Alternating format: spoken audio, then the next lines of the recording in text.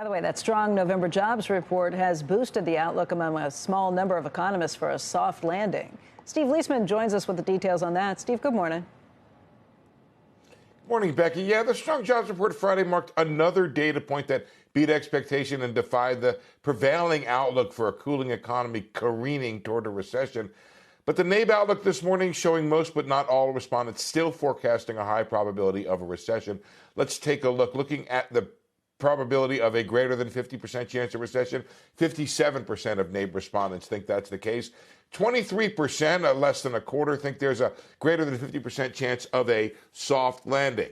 There's your chart right there. Now, aggressive Fed rate hikes designed to slow the economy is the primary reason cited for the recession coming. But let's do the minority report and look at what the soft landing camp sees. There's a bunch of things.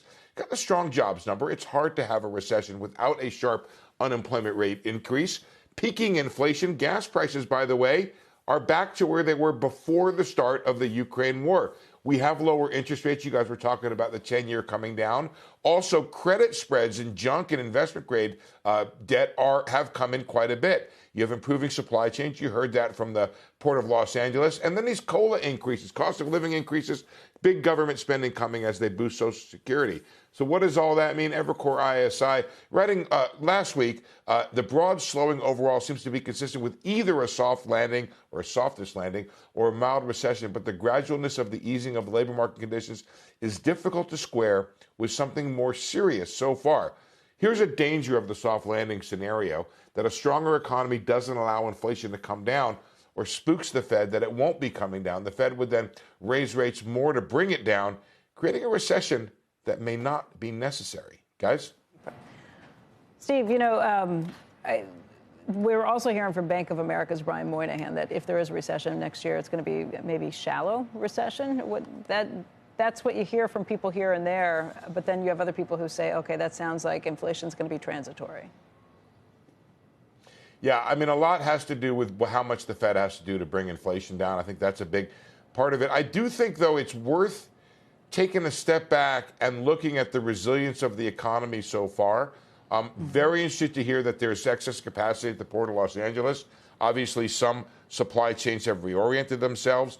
In fact, the two reports just leading up to mine were right in line with the idea of the kind of, call it the minority report.